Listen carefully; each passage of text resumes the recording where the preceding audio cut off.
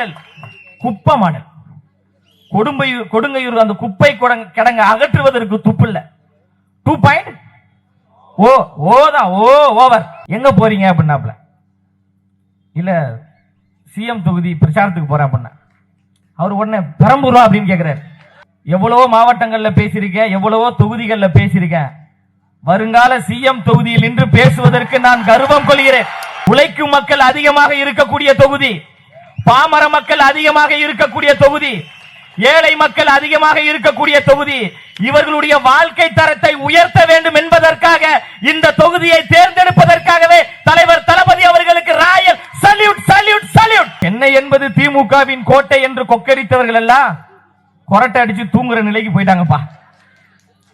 சென்னை என்பது திமுகவின் கோட்டை கிடையாது, அது தாவேகாவின் கோட்டை, தளபதியின் கோட்டை, தமிழக வெற்றி கழகத்தின் கோட்டையாக மாறிவிட்டது. அந்த கூட்டத்தை தூத்துக்குடியில் பார்த்திருப்பீங்க, திருச்செந்தூரில் பார்த்திருப்பீங்க, இன்னைக்கு சிவகங்கையில் பார்த்திருக்கிறீங்க, இன்னும் 2 நாளில் கன்னியாகுமரியில் பார்க்க போறீங்க. அதன் பிறகு மீண்டும் பெரம்பூர் தொகுதியில் ஜோசப் விஜய் என்கின்ற அலையை நீங்கள் பார்க்கத்தான் போகிறீர்கள். ஒரு தாழ்த்தப்பட்ட சமுதாயத்தை சார்ந்த ஒரு நபரை பொது தொகுதியில் நிறுத்தியதாக வரலாறு கிடையாது. முதல் தேர்தலேயே நான் பெரியாரின் பேரன், அம்பேத்கரின் பேரன், சமூக நீதியின் பாதுகாவலன் என்று பட்டுக்கோட்டை என்கின்ற ஒரு தொகுதியில் ஆதி தமிழர் ஒருத்தரை பொது தொகுதியில் நிறுத்தி சமூக நீதியின் அடையாளத்தின் தலைவராக அண்ணன் விஜய் அவர்கள் திகழ்ந்து நிற்கிறார்.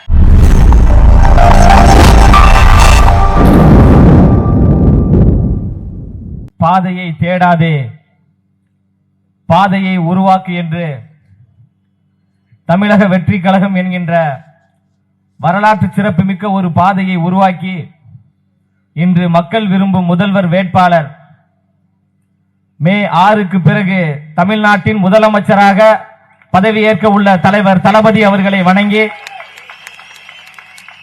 கழகத்தின் பொதுச் செயலாளர் ஐயா ஆனந்த் அவர்களை வணங்கி, இவருடைய பேரை கேட்டாலே ஐயா ஸ்டாலின் முதற்கொண்டு 3ஆம் தலைமுறை சுதந்திர போராட்ட தியாகி இன்பநிதி முதற்கொண்டு கதறிக்கொண்டிருக்கிறார்கள் என்றால், நம்ம தேர்தல் பிரச்சார பொதுச் செயலாளர் பாசத்திற்குரிய நேசத்திற்குரிய அண்ணன் ஆதவ் அர்ஜுனா அவர்களுக்கும்,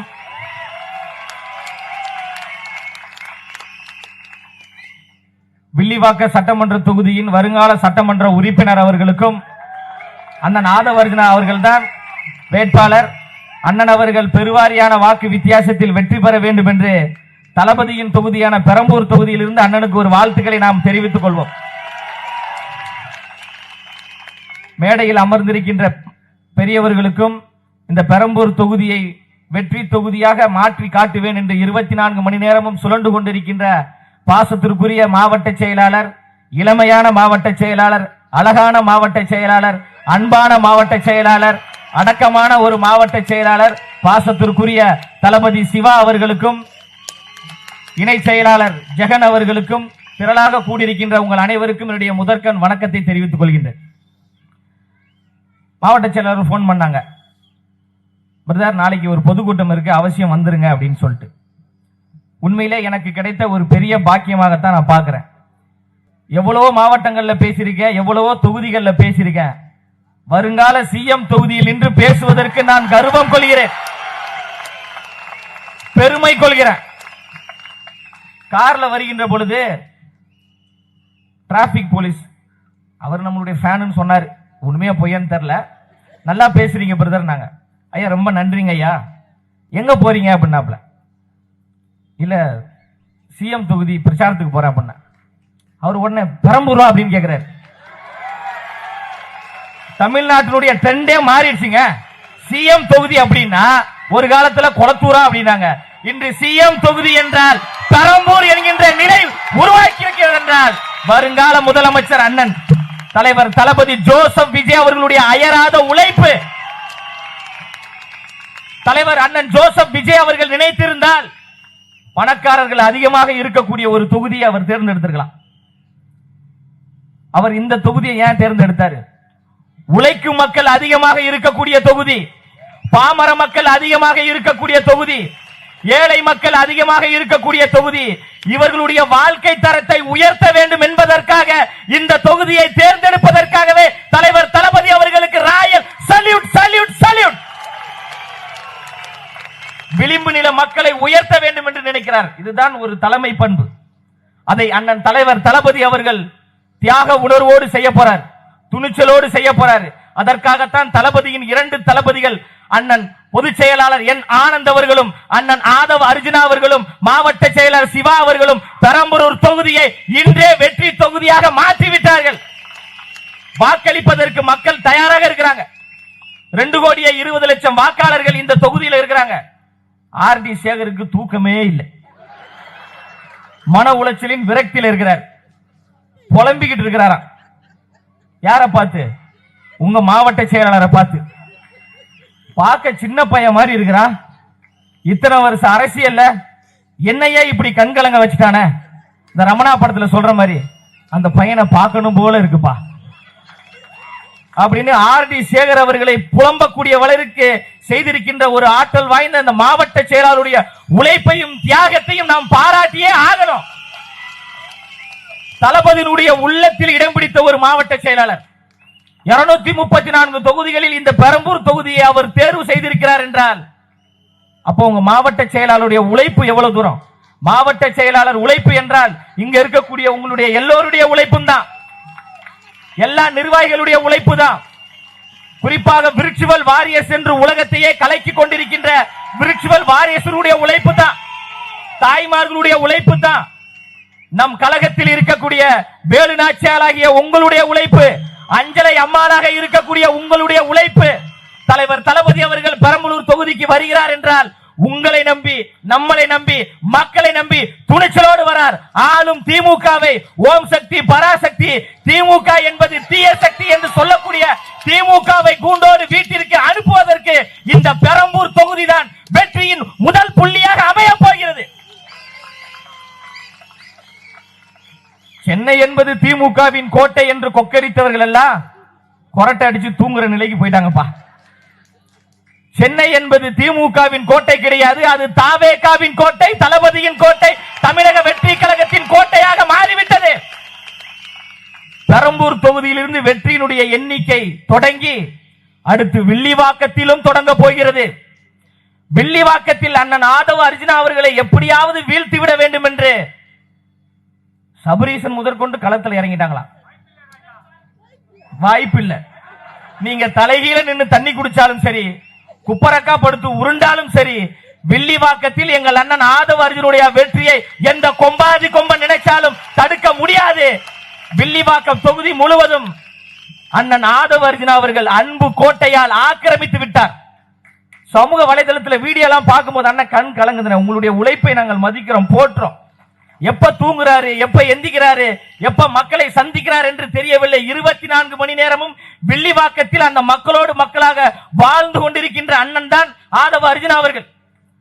அவர் அரசியல் வியூகம் அமைக்கிறார் என்றார் இந்த பெரம்பூர் தொகுதியில் அவர் என்றைக்கு இங்கு தளபதியை நிறுத்த வேண்டும் என்று முடிவு செய்தாரோ அன்றைக்கே திமுகவிற்கான அழிவு காலம் ஆரம்பித்து விட்டது, திமுகவுக்கான வீழ்ச்சி காலம் ஆரம்பித்து விட்டது.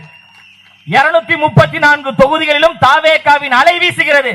வர்தா புயல், கஜா புயல், ஒக்கி புயல் என்றெல்லாம் கேள்விப்பட்டிருக்கோம். தமிழ்நாட்டில் இன்று விஜய் புயல் என்கின்ற ஒரு புயல் தமிழ்நாடு முழுவதும் வீசிக் கொண்டிருக்கிறது. அந்த கூட்டத்தை தூத்துக்குடியில் பார்த்திருப்பீங்க, திருச்செந்தூரில் பார்த்திருப்பீங்க, இன்னைக்கு சிவகங்கையில் பார்த்திருக்கிறீங்க, இன்னும் 2 நாளில் கன்னியாகுமரியில் பார்க்க போறீங்க. அதன் பிறகு மீண்டும் பெரம்பூர் தொகுதியில் ஜோசப் விஜய் என்கின்ற அலையை நீங்கள் பார்க்கத்தான் போகிறீர்கள். சாதி ஏற்றத்தாழ்வு இல்லாத, ஒடுக்குமுறைகள் இல்லாத, பிரிவினைகள் இல்லாத சமத்துவ ஆட்சியை உருவாக்க வேண்டும் என்று தலைவர் தளபதி அவர்கள் உழைப்பதற்காக தியாக உணர்வோடு வரார். உண்மையான சமூக நீதியின் தலைவராக அண்ணன் விஜய் அவர்கள் இருக்கிறாங்க. இது திமுகவின் கோட்டை என்று கொக்கரிக்கக்கூடிய திமுக கட்சியை சார்ந்தவர்களுக்கு இந்த இடத்திலிருந்து சொல்றோம். 75 ஆண்டுகள் பவள விழா கொண்டாடிய கட்சி, பல்லாங்குழி விளையாடிய கட்சி, கோலிகுண்டு விளையாடிய கட்சி என்று சொல்லக்கூடிய ஆளும் திமுக இதுவரை ஒரு தாழ்த்தப்பட்ட சமுதாயத்தை சார்ந்த ஒரு நபரை பொது தொகுதியில் நிறுத்தியதாக வரலாறு கிடையாது. முதல் தேர்தலேயே நான் பெரியாரின் பேரன், அம்பேத்கரின் பேரன், சமூக நீதியின் பாதுகாவலன் என்று பட்டுக்கோட்டை என்கின்ற ஒரு தொகுதியில் ஆதி தமிழர் ஒருத்தரை பொது தொகுதியில் நிறுத்தி சமூக நீதியின் அடையாளத்தின் தலைவராக அண்ணன் விஜய் அவர்கள் திகழ்ந்து நிற்கிறார். சமூக நீதியின் அடையாளமாக தலைவர் இருக்கிறார். தலைநகர் சென்னையில் 2 தொகுதியில் பெண் வேட்பாளரை நிறுத்தியிருக்கிறார். திமுக நிறுத்திருக்காங்களா? பெண் உரிமை பத்தி பேசுறதுக்கு வெக்கம் இல்லையா திமுகவுக்கு? சமூக நீதியை பத்தி பேசுவதற்கு திமுகவுக்கு வெக்கம் இல்லையா? உண்மையான பெண் உரிமை, உண்மையான சமூக நீதியை, உண்மையான சமத்துவத்தை தமிழ்நாட்டில் பேசக்கூடிய ஆண்மையுள்ள ஒரே தலைவர் அண்ணன் ஜோசப் விஜய் அவர்கள் என்பதை மார்த்தட்டி பெருமையாக நாம் சொல்லுவோம். 2026 சட்டமன்ற தேர்தல் என்பது பண்ணையாருக்கும் பாமரர்களுக்கும் இடையே நடக்கக்கூடிய அரசியல் போர். பண்ணையார் கட்சி திமுக, பாமரர்களின் கட்சி தாவேகா. அண்ணா அவர்கள் எப்படி ஏழை எளியவர்களை அதிகாரத்தில் கொண்டு வர வேண்டும் என்று உழைத்தாரோ அதே போன்றுதான் அண்ணன் ஜோசப் விஜய் அவர்கள் எளிய பின்னணியை கொண்டவர்களை ஆட்சி அதிகாரத்திற்கு கொண்டு வர வேண்டும் என்று சமரசம் இல்லாமல், சண்டை செய்யாமல் மிக சிறப்பான முறையில் மக்களை திரட்டி அன்புள்ளத்தோடு தாயுள்ளத்தோடு அதிகாரத்தை நோக்கி பயணிக்கக்கூடிய புரட்சிகர பயணத்தை முன்னெடுத்திருக்கிறார். புரட்சி என்பது தானாக உருவாகாது. அந்த புரட்சியை நாம் தான் உருவாக்க வேண்டும் என்பதை நாம் எல்லோரும் சிந்திப்போம். விசில் என்கின்ற ஒரு சின்னம் திமுகவின் காதுகளை கிழிக்கின்ற வகையில் தமிழ்நாடு முழுவதும் ஊதிக்கொண்டே இருக்கிறார்கள். மீண்டும் திமுகவினுடைய ஆட்சியை மக்கள் எல்லோரும் ஊதி ஊதி ஊதி ஊதி எப்படி கொடுங்கையூர் குப்பை கிடங்கி இருக்கிறதோ அந்த கொடுங்கையூர் குப்பை கிடங்கிற்கு வீசக்கூடிய சூழலை திமுக மாறக்கூடிய வாய்ப்பை தாவேகா உருவாக்க போகிறது. திராவிட மாடல், திராவிட மாடல், குப்பை மாடல்.